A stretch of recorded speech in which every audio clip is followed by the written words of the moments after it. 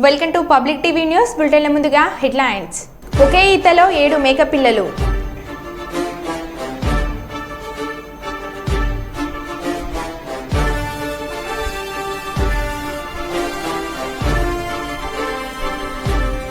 గంజాయి కొన్నా, సేవించినా, విక్రయించినా కఠిన చర్యలు తప్పవు. ఎస్పీ అఖిల్ మహాజన్.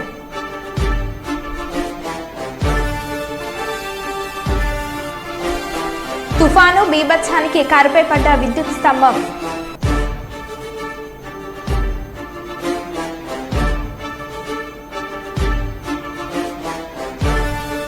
సీట్ల పండుగను అందరం ఒకే రోజున జరుపుకుందాం. జాతీయ ఐక్యతను చాటుదాం. డాక్టర్ నెహ్రూ రాథోడ్.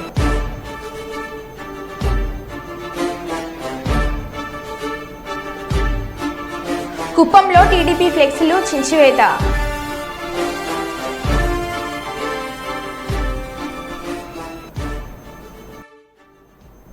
ఇక వివరాల్లోకి వెళ్తే, భద్రాద్రి జిల్లా టేకులపల్లి మండలం రోళ్లపాడు వద్ద గతంలో మాజీ సీఎం కేసీఆర్ శంకుస్థాపన చేసిన రోడ్లపాడు ప్రాంతంలో పలు పార్టీల ఆధ్వర్యంలో మాజీ ఎమ్మెల్యేలు గుమ్మడి నర్సయ్య, హరిప్రియ నిరసన నిర్వహించారు. సీతారామ ప్రాజెక్టుకు రే డిజైన్ తీరుతో ఇల్లందు నియోజకవర్గానికి తీవ్ర అన్యాయం జరుగుతుందని మాజీ ఎమ్మెల్యేలు ఆందోళన వ్యక్తం చేశారు.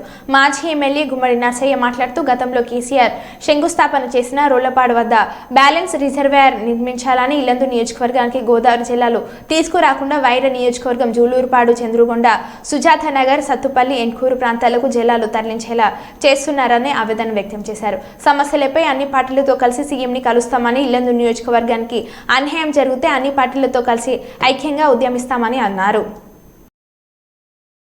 సీతారామ ప్రాజెక్టు పేరు వచ్చింది. ఈడ సీతారామ ప్రాజెక్టు పేరుతోటి కేసీఆర్ గారు పెద్ద మీటింగ్ కూడా పెట్టి శంకుస్థాపన చేసిపోయిండు. ఆ నీళ్ళని ఇక్కడికి తీసుకొచ్చిన తర్వాత ఈ నుంచి జిల్లాకు మొత్తానికి పారే ఏర్పాట్లు చేయటానికి ప్లాన్ జరిగింది. ఆ ప్లాన్ ప్రకారంగా నైషా ఇవన్నీ అయినాయి. అన్నీ అయిపోయిన తర్వాత లాస్ట్కి వచ్చేటప్పటికి రీడిజైన్ అనేటువంటి పేరుతోటి ఈ నీళ్ళు ఇటు ఆ దుమ్ముగూడెం నీళ్లు ఇటు రాకుండా మళ్ళా ఆ గోదావరి ఆంధ్ర ప్రాంతానికి ఉపయోగపడే పద్ధతుల్లో తీసుకుపోతున్నారు. ఆ పద్ధతుల్లో మొన్న తుమ్మల నాగేశ్వరరావు గారు వ్యవసాయ శాఖ మంత్రి మోటార్ లాంచ్ చేయడం కూడా జరిగింది. ఇక్కడ ఉన్నటువంటి ఈ జిల్లాకు సంబంధించి కానీ, ఇల్లెందు నియోజకవర్గానికి సంబంధించి కానీ ఎప్పటి నుంచో ఎదురు చూస్తున్నటువంటి ఈ ప్రాజెక్టు నీరు, ఈ గోదావరి నీరు ఇటు రాకుండా మళ్ళా గోదావరి అమ్మటే పోతున్నటువంటిది పీకపోయినటువంటి పరిస్థితి. అందుకని మేము ఇప్పుడు మా డిమాండ్ ఏంటంటే, ఇల్లెందు కాన్స్టిట్యున్సీ మొత్తం కూడా ఈ గోదావరి నీళ్ళతోటి సస్యశ్యామలం కావాలని, ఇల్లెందుకు జరుగుతున్నటువంటి ఇబ్బందిని వారికి వివరించి 3220 కోట్ల రూపాయలతోటి ఇల్లెందు నియోజకవర్గంలోని అన్ని మండలాలు సస్యశ్యామలం అయ్యేటట్టుగా ఈ రోళ్లపాడుని కేంద్రంగా చేసుకుని టేకులపల్లి మండలం మొత్తం కూడాను పచ్చగా విరసిల్లేటట్టుగా మరలా డిపిఆర్ని కూడా మరి అడ్మినిస్ట్రేటివ్ శాంక్షనింగ్ కూడా తీసుకోవడం జరిగింది.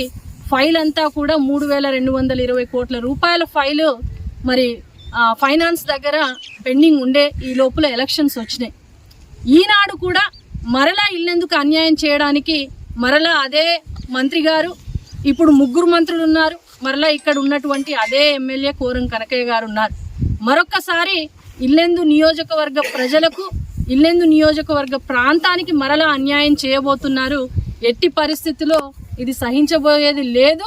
మిమ్మల్ని అందరినీ కూడా కోరేది ఒకటే, ఇల్లెందు అనేది ఇందాక మాజీ ఎమ్మెల్యే గారు అన్నట్టుగా ఇల్లెందు అనేది అత్యంత ఎత్తైనటువంటి ప్రాంతము. మరి ఇక్కడ కనుక నీళ్ళని స్టోర్ చేస్తే కిందకున్నటువంటి గ్రావిటీ తోటి అన్ని మిగిలిన నియోజకవర్గాలకు కూడా పచ్చగా విరసిల్లేటట్టు పొలాలకు పండించే సాగునీరు అందించేటటువంటి ప్రాంతం. మరి అటువంటి ప్రాంతానికి ఈరోజు ఇల్లెందు చుట్టూరా, మరి ఇల్లెందు నియోజకవర్గం మీద నుంచి మళ్ళీ పాలేరుకు, డోర్నకల్కు, మైబాద్కు నీళ్ళు అందుతున్నాయి, కానీ మధ్యలో ఉన్నటువంటి ఇల్లెందుని ఎండగడతా ఉన్నారు. మరి ఏదైతే డిపిఆర్ ఓకే అయ్యి 3220 కోట్లు బీఆర్ఎస్ గవర్నమెంట్ ఇచ్చిందో అదే మరి ప్రాజెక్టుని కొనసాగించే విధంగా, ఎందుకంటే గ్లోబల్ ఏజెన్సీ వాళ్ళు కూడా సర్వే చేయడం జరిగింది. దాదాపుగా 8 కోట్ల రూపాయలతోటి పూర్తి స్థాయిలో ఎక్కడ అటవీ ప్రాంతం ఉంది, ఎక్కడ సింగరేణి రైల్వే ప్రాంతాలు ఉన్నాయో వాటన్నిటిని కూడా సవరిస్తూ పూర్తి స్థాయిలో సర్వే చేయడం జరిగింది. మరి ఆ సర్వే చేసినటువంటి ఆ ప్రాజెక్ట్ని యథావిధంగా కొనసాగించి ఇల్లెందు యావత్తుకు నీరు అందించాల్సిందిగా మేము డిమాండ్ చేస్తూ ఉన్నాము. లేని పక్షంలో మరి అఖిలపక్షం అందరం కలిసి మరి ఉద్యమించడానికి కూడా సిద్ధంగా ఉన్నాము అనేసి హెచ్చరిస్తూ మరి ఇక్కడ ఉండేటటువంటి ఎమ్మెల్యే ఆనాడు చేతగాని ఎమ్మెల్యేగా మిగిలారు. మరొక్కసారి మీకు అవకాశం ఇక్కడ ప్రజలు అందించినప్పుడు దయచేసి చేతగాని ఎమ్మెల్యేగా మిగలకండి అనేసి మరొక్కసారి మీకు తెలియజేసుకుంటూ ఇల్లెందు ప్రజల బాగు కోరండి, ఇల్లెందు ప్రజలందరికీ కూడా నీళ్లు అందించండి. ఆల్రెడీ మరి హాస్పిటల్ కానివ్వండి, మిగిలినవన్నీ కూడా గత 5 సంవత్సరాలుగా జరిగినవన్నీ కూడా మళ్ళీ వెనక్కి వెళ్ళిపోయి ఇక్కడ ప్రాంత ప్రజలకు అందరికీ కూడా అన్యాయం జరుగుతూ ఉంది. దయచేసి వీటన్నిటిని కూడా మరి ప్రభుత్వం దృష్టికి తీసుకువెళ్ళి ఇక్కడ ప్రాంత ప్రజలకు న్యాయం చేయాలి అనేసి మేము డిమాండ్ చేస్తా ఉన్నాం. ముంబై సమీపంలోని రిలయన్స్ కార్పొరేట్ పార్క్ సామూహిక వివాహాలకు వేదికైంది. ఈ కార్యక్రమంలో ముఖేష్ అంబానీ కొత్త జంటల తరపున బంధువులు పాల్గొన్నారు. కోలాహలంగా ఈ కార్యక్రమం జరిగింది. అంతేకాకుండా కొత్త జంటలకు భారీగా కానుకలను అత్త నీతా అంబానీ కోడలు అందజేశారు. బంగారు మంగళసూత్రం, ఉంగరాలు, ముక్కు పుడక, వెండి మట్టెలు, పట్టీలు అందించారు. అలాగే పెళ్లి కుమార్తెలకు ₹1,00,000 చెక్కును అందించారు.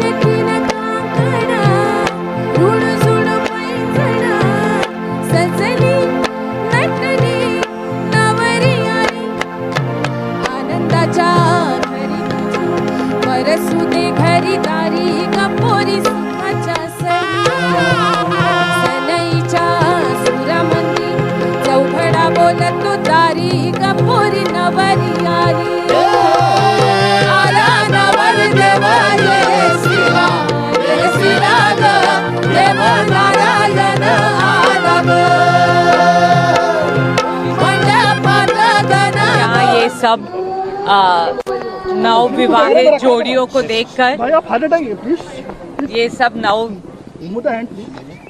विवाहित जोड़ियों को देखकर बहुत ही आनंद हो रहा है। मैं एक माँ हूँ और माँ को जितनी खुशी होती है अपने बच्चों की शादी देखकर, वही आनंद आज मुझे आ रहा है। ये सब लोग को मेरा खूब सारा आशीर्वाद।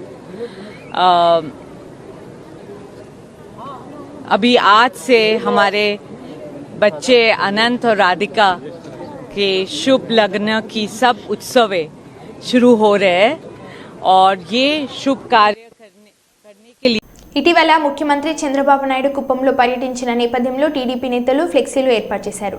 టీడీపీ ఫ్లెక్సీలను గుర్తు తెలియని వ్యక్తులు చించివేశారు. ఫ్లెక్సీలు చించివేయడంతో టీడీపీ నేతలు ఆగ్రహం వ్యక్తం చేస్తున్నారు. ఫ్లెక్సీలు చించిన వారిపై చర్యలు తీసుకోవాలని టీడీపీ నేతలు డిమాండ్ చేస్తున్నారు. కుప్పం పట్టణంలోని తెలుగుదేశం పార్టీ కార్యాలయం వద్ద ఆదివారం రాత్రి గుర్తు తెలియని వ్యక్తి సంచరించిన దృశ్యాలు సీసీ కెమెరాలు రికార్డు అయ్యాయి. కాగా ఫ్లెక్సీలు చించిన వారిపైన చర్యలు తీసుకోవాలని పోలీసులకు టీడీపీ నేతలు ఫిర్యాదు చేశారు.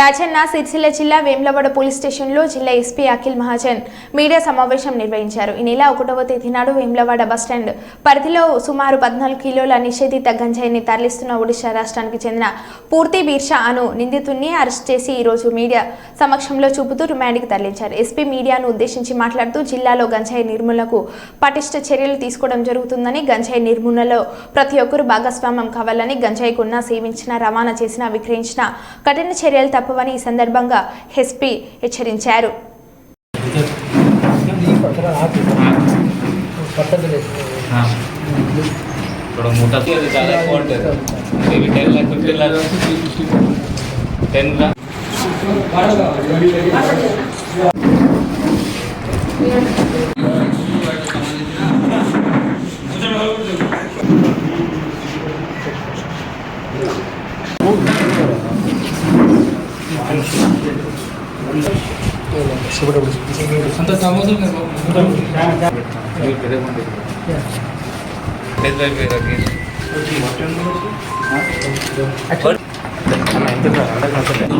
మొన్న రుద్రంగి కూడా వచ్చిన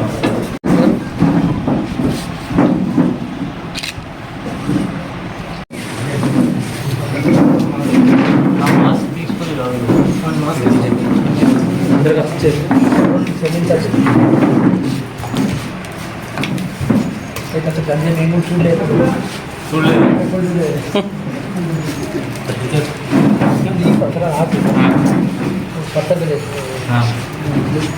थोड़ा मोटा सा रहता है उसको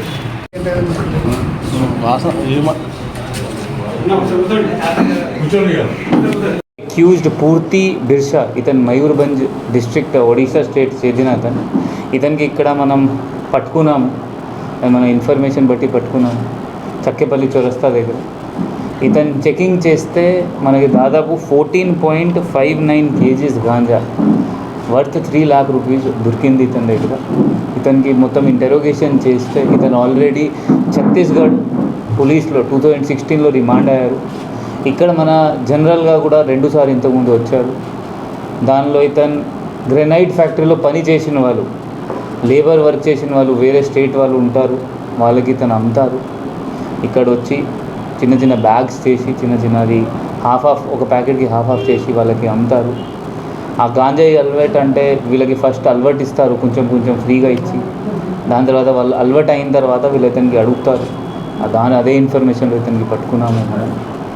ఇప్పుడు ఇతను పెద్ద గాంజా దొరికింది అంటే ఇతను 100% పీడీ యాక్ట్ కూడా ఎలిజిబుల్ అవుతారు. అది పీడీ యాక్ట్ కూడా పెడతాము మనం. దాని తర్వాత అందరితో మీ చిన్న పిల్లలు గాంజాయి తాగుతారు, అది వాళ్ళకి మంచి కాదు. మీకు ఇన్ఫర్మేషన్ ఉంటే ఇది మీరు వాళ్ళకి కాపాడుకోవాలి. మీ చేతిలో కావట్లేదు అంటే మన 100 డయల్ చేసి మన ఇన్స్పెక్టర్కి, ఎస్ఐకి చెప్పండి, డిఎస్పీ చెప్పండి, మనం కౌన్సిలింగ్ ఇస్తాము వాళ్ళకి. మన దగ్గర 2 సైకాట్రిస్ట్ గవర్నమెంట్ హాస్పిటల్లో, ఇంకా ఇద్దరు మనం ప్రైవేట్ వాళ్ళ సైకాలజిస్ట్ కూడా పెట్టుకున్నాము. మనం ఒక డ్రగ్ కౌన్సిలింగ్ సెంటర్, వాళ్ళకి ఎక్కడ కూడా కౌన్సిలింగ్ ఇప్పిస్తాము. ఎందుకంటే ఒకసారి అలవాటు అయిన తర్వాత తీసేయాలి, కొంచెం టైం పడుతుంది, దానికి మన ప్రొఫెషనల్ హెల్ప్ అవసరం పడుతుంది. సో మీ పిల్లలు ఏం చేస్తున్నారో, చేతి దారికి పోతున్నారు, మంచి దారికి పోతున్నారు, అది మనం చూసుకోవాలి. దాదాపు ఒక లాస్ట్ వారంలో మనం దాదాపు 5-6 కేసెస్ చేసాము గాంజాయి పైన. నిన్న మన సిరిసిల్లలో కూడా 4 kg గాంజా పట్టుకున్నాము. అది కాకుండా నిన్న చందుర్తిలో కూడా 100 grams గాంజాయి దొరుకుతున్నాయి. అదే కూడా పిల్లలు తాకుతున్నారు ఎక్కువ మంది. దాంతో భవిష్యత్ వాళ్ళ తర్వాత ఫ్యూచర్లో వాళ్ళ కెరియర్ ఖరాబ్ అవుతుంది. అమ్మ నాన్నకి చూసుకోవడానికి వాళ్ళ పరిస్థితి ఉండదు. ఎందుకంటే ఇప్పుడు మనం యాక్షన్ తీసుకోవాలి. ఇప్పుడు మనం తీసుకోపోతే మన పిల్లలు ఫ్యూచర్ మొత్తం ఖరాబ్ అవుతుంది. మన చేతి దారికి వాళ్ళ పోతే మనది ఫ్యూచర్ ఖరాబ్ అవుతుంది. సో మీ ప్రెస్ మిత్రులతో అదే మనవి, మీరు కూడా ఎక్కడైనా ఊరులో పోతే మీకు కూడా ఇన్ఫర్మేషన్ ఉంటే మనకి చెప్పండి. వాళ్ళ ఏ ఏరియాలో, ఏ గల్లీలో, ఏ వీధిలో కొంతమంది పిల్లలు లాగా వాళ్ళ తాగుతారు. సో మనం 100% అక్కడ రేట్ చేస్తాం. ఇప్పటి నుండి అంటే లాస్ట్ 2 weeks నుండి మనం ఎవ్రీ వీక్ మన దగ్గర గాంజాయి డాగ్ ఉన్నారు, అతనికి కూడా మనం రెగ్యులర్గా పాన్ డబ్బాలు ఉంటే మన పాత వాళ్ళ ఒఫెండర్స్ ఉన్నారు, వాళ్ళ దగ్గర పంపిస్తున్నాం. సో దట్ వాళ్ళు మళ్ళీ తాగుతున్నారు అంటే అది పట్టుకుంటాం మనం. వాళ్ళకి కౌన్సిలింగ్ చేస్తున్నాం, వాళ్ళ ఫ్యామిలీ మెంబర్స్ కూడా కౌన్సిలింగ్ చేస్తున్నాం. Thank you. కర్నూలు నగరం కల్లూరు మండలం పందిపాడు గ్రామం గుమ్మల్ల రాధమ్మ స్వగృహం వద్ద ఏర్పాటు చేసిన విలేకరుల సమావేశంలో మాట్లాడారు. 2005లో గుమ్మల్ల చిన్న నాగిరెడ్డి గుమ్మల్ల రాధమ్మకు వివాహం జరిగింది. అయితే గుమ్మల్ల చిన్న నాగిరెడ్డి తన స్వహస్తాలతో 2011లో చిన్న నాగిరెడ్డి భార్య రాధమ్మకు తన ఆస్తిని, భూమి యజమాన్యపు హక్కుపత్రం ఇచ్చారు. కాగా అప్పటి నుంచి రాధమ్మ ఆస్తిని అనుభవిస్తున్నట్లు తెలుపుతున్నారు. ఇందులో భాగంగా తమకు సంతానం లేని పక్షంలో బంధువులకు మారితే పవిత్రతను దత్తతగా తీసుకొని పెంచుకుంటున్నామన్నారు. భర్త చిన్న నాగిరెడ్డి అనారోగ్యంతో 2018లో మృతి చెందాడు. ఆనాటి నుంచి ఎలాంటి సంబంధం లేని కొందరు వ్యక్తులు వెంకటనారాయణ రాజేశ్వరరావును అక్రమంగా ఆస్తి కోసం తమను ఇబ్బంది పెడుతున్నారని చెప్పడం జరిగింది. తమ కుమార్తె వివాహ వేడుకలు దౌర్జన్యంగా వారు గొడవ చేశారని తెలిపారు. అంతేకాకుండా ఇంటికి చేరుకొని తమపై వారు బహిరంగ దాడులకు పాల్పడ్డారని తెలిపారు. ఇంట్లో ఉన్న తమ స్వగృహ వస్తువులు, బంగారు, వెండి వస్తువులతో సహా అక్రమార్కలకు అదృశ్యం చేశారని మండిపడ్డారు. అంతేకాకుండా తమ ఆస్తిని కాజేసేందుకు 2017లో నకిలీ పత్రాలు సృష్టించి స్థానిక వైసీపీ నాయకులకు అమ్మకాలు జరిపినట్లుగా కుట్రలు చేయడం జరుగుతుందన్నారు. కావున తమ పరిస్థితిని పూర్తిగా పరిశీలించి జిల్లా ఉన్నతాధికారులు తమ కుటుంబ సభ్యులకు రక్షణ కల్పించాలని, న్యాయం చేయాలని వారు విజ్ఞప్తి చేశారు. ఈ ఊరికి కొత్తగా వచ్చినాడు, ఏం చేయగలడు సార్? ఆ పిల్లల మీదకి మాటికి పోతారు, బయట నుంచి వచ్చినాడు. ఇప్పుడు వాళ్ళు న్యాయం కోసం వస్తే వాళ్ళని కొట్టారు సార్. ఇప్పుడు విజయవాడ చెరువు సెంటర్లో ఉన్న వైఎస్ఆర్సీపీ జెండా దిమ్మను పగలగొట్టిన టీడీపీ జనసేన కార్యకర్తలు. విషయం తెలుసుకున్న వైసీపీ కార్పొరేటర్ భర్త మైలవరపు దుర్గారావు ఎందుకు పగలగొట్టారు అని అక్కడ ఉన్న తెలుగుదేశం జనసేన కార్యకర్తలను అడగగా, మా ఇష్టం, ఇది మా ప్రభుత్వం అని చెప్పి వైసీపీ కార్పొరేటర్ భర్త మైలవరపు దుర్గారావును అసభ్య పదజాలంతో దూషించి ఆపై సుత్తులతో దాడి చేశారు. రక్తపు మడుగులలో భవానీపురం పోలీస్ స్టేషన్కు వెళ్లిన వైసీపీ కార్పొరేటర్ మైలవరపు దుర్గారావు అలాగే మనం పనులు చేసుకున్నటువంటి శిలాపాలకను కూడా పాల్గొడుతున్నారని చెప్పడంతో ఆయన ఒక్కడే ఈరోజు 4:30 టైంలో ఫోన్ వస్తే ఆయన ఇక్కడికి వచ్చారు, ప్రశ్నించారు. ఎందుకు పగలగొడుతున్నారని ప్రశ్నించినందుకు ఈరోజు ఒక పథకం ప్రకారమే ఆయన మీద దాడి చేయడం జరిగింది. అది చూడండి ఎంతవరకు గాయాలైనది, తల మీద అయింది, మెడ మీద కొట్టారు. కావాలని ఒక్కడిని చేసి ఈ కూటమి వాళ్ళంతా కలిసి ఆయన మీద దాడి చేశారు. ఈరోజు ఆయనకి ఏదైనా జరిగితే నేను మాత్రం ఇక్కడే కూర్చొని ధర్నా చేస్తాను. ఇంతవరకు నేను ఎక్కువ ఎవరితో కూడా మాట్లాడలేదు. కానీ నా భర్తకు కానీ ఏదైనా జరిగితే నేను ఊరుకునే ప్రసక్తే లేదు. ఇదే సెంటర్లో ఎక్కడే కూర్చొని ఏ దిమ్మ కోసం అయితే వాళ్ళు నా భర్త మీద దాడి చేశారో ఆ దిమ్మ నెక్స్ట్ జనసేన దిమ్మ పెడదామని ప్రయత్నించారు. ఆ దిమ్మ ఎలా పెడతారో నేను కూడా చూస్తాను ఈరోజు. అంతేగాని ప్రశ్నిస్తే చంపేస్తారా మనుషుల్ని? మేము చేసిన తప్పేంటి? వైఎస్ఆర్సీపీ జెండా పట్టుకోవడమేనా? వైఎస్ఆర్సీపీ జెండా పట్టుకున్నంత మాత్రాన మనుషులు చంపేస్తారా? అది ప్రభుత్వం వచ్చి ఎన్నాళ్ళు అయింది? 1 సంవత్సరం అయిపోయిందా? 6 నెలలు అయిందా? ఎంతకాలం అయిందండి ప్రభుత్వం వచ్చి? 1 నెల అయింది. నెలలో ఎన్ని ప్రాంతాల్లో ఎంతమంది దాడులకు గురవుతున్నారు? వాళ్ళు రక్తం కళ్ళను చూస్తే కానీ వాళ్ళకి మనశ్శాంతి కలగట్లేదు. ఈరోజు నా భర్త చాలా ఇదిగా ఉన్నాడు, బాధగా ఉన్నాడు. నేను ఇంతకన్నా ఒక భార్యగా నా ఆవేదన. ఎందుకంటే మీ ఇంట్లో ఆడవాళ్ళు ఉంటారు, మీ ఇంట్లో ఆడవాళ్ళ మీద ఇలాంటి దాడులు జరిగితే మీకు ఎలా ఉంటుందో ఆలోచించండి. ఒక భార్యగా, ఒక ఆడదానిగా, ఒక ఆడదాని కన్నీరు ఎంతకైనా మీకు దిగదారుస్తుంది. అదోడు గుర్తుంచుకోండి. మీ ఇంట్లో ఉన్నారుగా, మీ పెద్దలు ఉన్నారుగా, చెప్పుకోలేరా? ఇలాంటి దాడులు చేయమని చెప్తున్నారా? ప్రభుత్వం చెప్తుందా ఇలాంటి దాడులు చేయమని? వైఎస్ఆర్సీపీ జెండా పట్టుకుంటే వాళ్ళని కొట్టేయండి, లేదా చంపేయండి, లేదా వాళ్ళ ఇంటి మీదకి దాడులు చేయండి అని చెప్తున్నారా ఎవరైనా? ఏంటండి ఇది? ఏ ప్రభుత్వం అండి? కొంచెం ఆలోచించండి. అధిష్టానాన్ని కూడా మేల్కోనండి, దాడులు ఆపమనండి. చెప్తారు మళ్ళీ మేము దాడులు చేయమంటలేదని చెప్తున్నారు. ఎక్కడ అవుతున్నాయి దాడులు? చూడండి వాళ్ళు నా భర్త ఎలా ఉన్నాడు. ఇది ఒక భార్యగా, ఒక ఆడదానిగా ఆవేదన అండి. అంటే అర్థం చేసుకోండి. నా భర్త ఏనైతే మాత్రం ఎవరిని విడిపించే ప్రసక్తి అయితే లేదు. ఎవరినైనా ఎదుర్కోవడానికి నేను సిద్ధంగా ఉన్నా. పోలీసుకి ఇంటిమేషన్ ఇచ్చామండి, కేసు పెట్టామండి. ఆ టైంలో నేను మాత్రం ఇంట్లో ఉన్నాను. తను ఒక్కడే వచ్చాడు ఇక్కడికి, ఒక్కడే వచ్చాడండి. ఒక్కడే వచ్చి అడిగినందుకు ఆ సుత్తులు కూడా మీరు పోలీసుల వెహికల్లో చూడొచ్చు ఎలాంటి సుత్తులు ఉన్నాయో. ఒక దిమ్మ పగలు కట్టాలంటే ఎలాంటి మన వస్తువు వాడతామో మీరు చూడొచ్చు. దేంతో దాడులు చేస్తారండి? సుత్తండి, సమ్మిట అంటండి. 4:30 ప్రాంతాల్లో ఎవరుంటారండి? ఎవరికి వాళ్ళు పడుకుంటారు. 4:30 టైం అంటే కావాలని పథకం ప్రకారం చేసినట్టు లెక్కే ఇది. మీ ఇంట్లో మనుషులకు కొడితే ఎలా ఉంటుంది? All India forward block Karimnagar జిల్లా కమిటీ ఆధ్వర్యంలో కరీంనగర్ ప్రభుత్వ హాస్పిటల్ కార్మికుల 3 నెలల జీతాలు పెండింగ్ ఉన్నాయని, కాంగ్రెస్ పార్టీ ఇచ్చిన 6 గ్యారెంటీలు అమలు చేయాలని కరీంనగర్ కలెక్టరేట్ కార్యాలయం ముందు ధర్నా నిర్వహించారు. అనంతరం ఫార్వర్డ్ బ్లాక్ కరీంనగర్ జిల్లా ప్రధాన కార్యదర్శి బండారి శేఖర్ మాట్లాడుతూ కాంగ్రెస్ ప్రభుత్వం రాష్ట్ర ప్రభుత్వ ఉద్యోగులకు ప్రతి నెల 1వ తేదీన జీతాలు వేస్తున్నామని చెబుతున్నారు. మరి ప్రభుత్వ హాస్పిటల్లో పనిచేసే కార్మికులు రాష్ట్ర ప్రభుత్వానికి ఏమీ అన్యాయం చేశారో చెప్పాలని అన్నారు. గత 3 నెలలుగా కార్మికులకు జీతాలు రావడం లేదని, అనేక సార్లు వైద్యాధికారులకు ఏజిల్ సంస్థ యాజమాన్యానికి చెప్పినా పట్టించుకోవడం లేదని విమర్శించారు. కానీ రాష్ట్రంలో ఇప్పటి వరకు ఆర్టీసీలో ఉన్నటువంటి మహిళలకు ఉచిత ప్రయాణం తప్ప మిగతా హామీలు ఏవి కూడా సక్రమంగా అమలు చేయలేదని చెప్పేసి మేము ప్రధానంగా ఆరోపిస్తున్నాం. ఈరోజు రైతులు ఇప్పటికే పంట పొలాలు సదును చేసుకుంటున్నారు, దున్నుకుంటున్నారు. రైతు బంధు ఇప్పటి వరకు ఇచ్చినటువంటి దాఖలాలు లేవు. రైతు బంధు 15,000 ఎకరానికి ఇస్తామని చెప్పినటువంటి రేవంత్ రెడ్డి సర్కారు ఇప్పటి వరకు రైతు బంధు అనేది ఎక్కడిచ్చిరో ప్రకటించాలని చెప్పి సందర్భంగా మేము డిమాండ్ చేయదలుచుకున్నాం. కౌలు రైతులను కూడా మేము ఆడుకుంటామని చెప్పారు. కౌలు రైతులకు కూడా మేము 15,000 రూపాయలు ఇస్తామని చెప్పారు. మరి కౌలు రైతులకు ఏ పద్ధతులు ఇవ్వాలో అనేది ఇప్పటి వరకు కూడా ఒక విధి విధానాలంటూ రూపొందించకపోవడం బాధాకర విషయం అని చెప్పి సందర్భంగా మేము ఆరోపిస్తా ఉన్నాం. అంతేకాదు పంట రైతులకు క్వింటాల్కు బోనస్ 500 రూపాయలు ఇస్తామని చెప్పేసి అన్నారు. ఇప్పటి వరకు ఓ సీజన్ అయిపోయింది, ఆ బోనస్ ఇచ్చింది లేదు, సచ్చింది లేదు. ఇట్లాంటి పరిస్థితి తెలంగాణ రాష్ట్రంలో కాంగ్రెస్ వచ్చిన తర్వాత ఏర్పడ్డదని చెప్పి సందర్భంగా మేము ప్రధానంగా ఆరోపిస్తా ఉన్నాం. అంతేకాదు ఈరోజు మహిళలకు 2,500 రూపాయల భృతి ఇస్తామని చెప్పేసి అన్నారు. మరి ఎవరికి ఇచ్చారు? 8 నెలలు అవుతుంది ప్రభుత్వం ఏర్పడి, ఇప్పటి వరకు ఎవరికి ఇవ్వలేదు. ఖచ్చితంగా మహిళలకు 2,500 భృతి ఇవ్వాలని చెప్పేసి మేము డిమాండ్ చేస్తా ఉన్నాం. పెన్షన్లు 2,000 రూపాయల నుంచి 4,000 రూపాయలు పెన్షన్ పెంచుతామని చెప్పేసి ప్రగల్భాలు పలికిన రేవంత్ రెడ్డి సర్కార్ గారు ఏం చేస్తుంది ప్రభుత్వం అని చెప్పేసి మేము అడుగుతా ఉన్నాం. గత 2 నెలలుగా, గత 3 నెలలుగా ముసలోళ్లకు, ముసలావ్వలకు, ఒంటరి మహిళలకు, వికలాంగులకు ఎవ్వరికి కూడా ఇప్పటి వరకు పెన్షన్ పెండింగ్ లో ఉన్నది. 4,000 పెంచి ఇవ్వాలని చెప్పి సందర్భంగా మేము డిమాండ్ చేస్తా ఉన్నాం. 10th క్లాస్ పాస్ అయిన విద్యార్థులకు, ఎస్సీ ఎస్టీ పిల్లలకి విద్యాజ్యోతి పథకం అమలు చేస్తామని చెప్పారు. ఇప్పటి వరకు దాని అమలు లేదు. కాబట్టి ఇట్లాంటి అనేక రకమైనటువంటి హామీలు కాంగ్రెస్ ప్రభుత్వం అధికారంలోకి వచ్చిన హామీలు ఇచ్చి ఈ హామీలన్నింటినీ కూడా అమలు చేయకపోతే మాత్రం ఆల్ ఇండియా ఫార్వర్డ్ బ్లాక్ పార్టీగా మా ఆందోళన ఉధృతం చేస్తామని హెచ్చరిస్తా ఉన్నాం.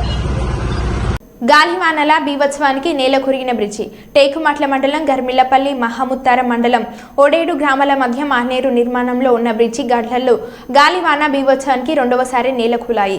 ఒకసారిగా గాలివాన బీభత్సవం సృష్టించింది. దీంతో మానేరుపై నిర్మాణంలో ఉన్న బ్రిడ్జికి సంబంధించిన 17-18 పిల్లర్ల మధ్య ఉన్న గడ్డర్లు 4 ఒక్కసారిగా కుప్పకూలాయి. సంఘటన స్థలంలో ఎవరు లేకపోవడంతో పెను ప్రమాదం తప్పింది.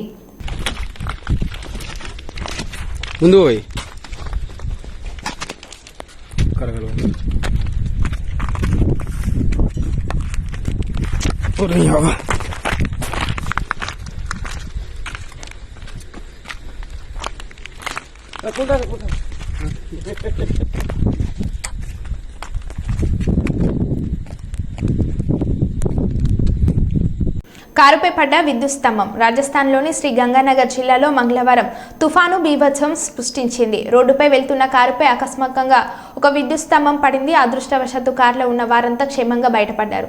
ఆ సమయంలో విద్యుత్ సరఫరా నిలిపివేయడంతో పెను ప్రమాదం తప్పింది. ఇతర వాహనదారులు, పాదచారులకు సైతం ప్రమాదం వల్ల ఏమీ కాలేదు. దాంతో అక్కడున్న వారంతా ఊపిరి పీల్చుకున్నారు. ఈ వీడియో సోషల్ మీడియాలో తెగ వైరల్ అవుతుంది.